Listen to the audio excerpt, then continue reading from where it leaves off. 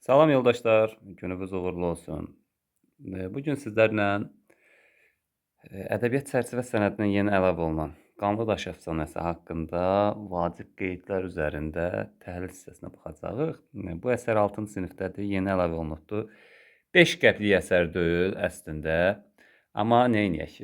Cəmaət elmlə Seyid Əzim Şirvani deyir ki, başqa xalqlar bizə neyniyir? Töhmət edir. Çünki biz hələ də boş-boş əfsanələr oxuyuruq və bundan hansı estetik zövq alırıq, hələ də mənə çatmır. Nəsə.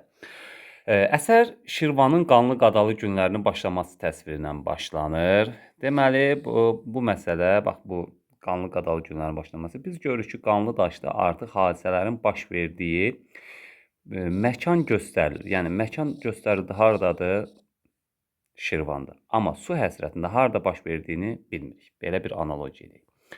Düşmən yağı adlandırılır burada və biz yağını harda görürük? Qazanın oğlu Uruzun dustaq olduğu boyda da düşmən yağı adlandırır. Orada da deyir ki, yağı nədir və Qazan başlayır oğluna bunlar haqqında danışmağa. Sonra düşmənin Şamaxıya hücumu var. Hadisələr Çolanlı obasında baş verir. Dəmirdağ başçı seçilir. Baxın, Dəmirdağı başçı seçirlər. İgidlər dağlara çəkilirlər burada. Düşmənin düşərgəsi bir qədər aralıda idi. Düşmən qoşunu belə deyək də, əldən düşmüşdü və sərkərdə yaxşı bilirdi ki, Şamaxı qalasını ələ keçirmək asan olmayacaq. Qoşuna 3-4 gün istirahət vermək lazımdır. Bundan sonra Dəmirdağ igidlərin axşamdan biraz keçənə kimi qəfil düşmən çadırlarına hücum edib döyüşçüləri məhv edirlər. Bax, biz görürük burada nə zaman olur? Axşamdan biraz keçən kimi. Və biz bir də axşamdan keçən Qazanın evini yağmalaması boyunda da düşmən Qazan xanın evinə gecə hücum edir. Və biz bir də gecə hücum eləməyi harda görürük? Mithət Əfəndi gedirlər ha. Demək, Zeybəş qız əsərində deyir Yunan ovuna gedirlər. Bax, həmin fikir.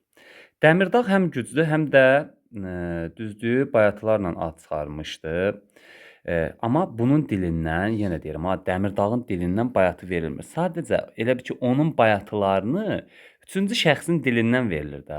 Əfsanətə bayatı janrına aid nümunə işlənir. Biz bayatıları başqa hansı əsərlərdə görmüşük, onu da rəy bölməsinə qeyd edeyim, bunu deməyəcəm artıq. Dəmirdağla sona əhd peyman bağlamışdılar. Dərzi şagirdi Əhməd nağılında da Pəri Sultan və sona obrazı üçün oxşar götürə bilərik ki, hər ikisi ağıllı, kamallı, gözəl olaraq təsvir edilir. Hətta biz deyə bilərik ki, İlyasın nağılındakı da o qız da ağıllı qız idi. Sona və Dəmirdağ yazın sonu, yayın əvvəlində qovuşacaqdılar.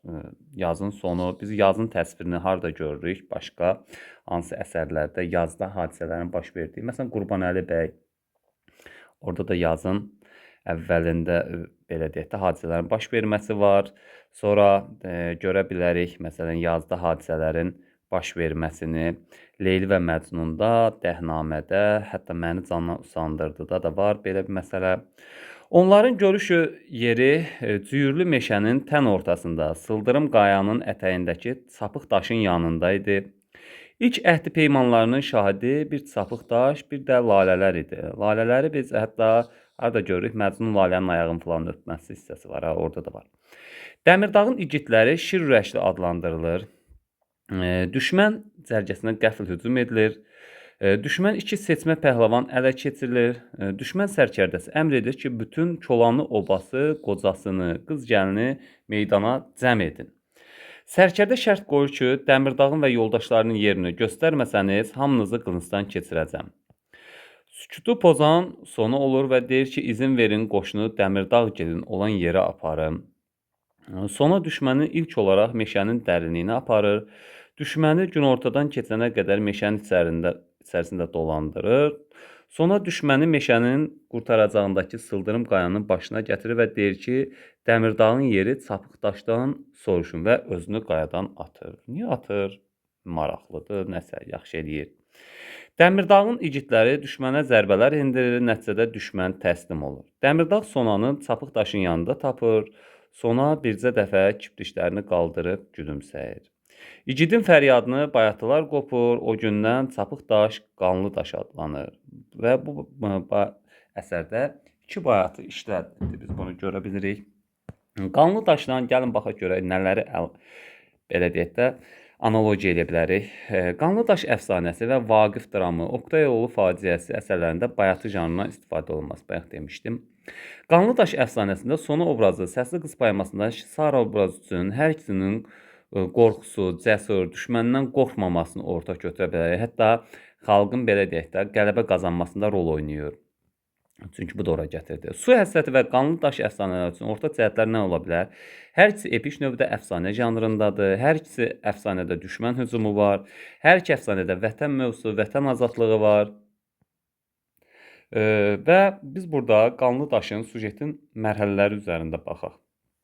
Əsərin ekspozisiyası nədir? Yağıların Şirvana hücum etməsi, ölkənin pis günlərinin başlanması, Zavetskası Dəmirdağın düşmənə qarşı mübarizəsi, kulminasiyası düşmən sərkərdələrinin şərti və Sonanın qərarı, Sonanın düşməni aldatması və özünü atması, final isə Sonanın ölümü, Çapıqdaşın qanlı daş adlandırılması. Əsər də bundan başa çatır və mən bu əsərdə hər hansısa bir əfsanəvi hadisənin baş verdiyini görmürəm. Buna niyə əfsanə deyirlər? Maraqlıdır. Uydurma da öz yerində, amma biraz mənasızdır.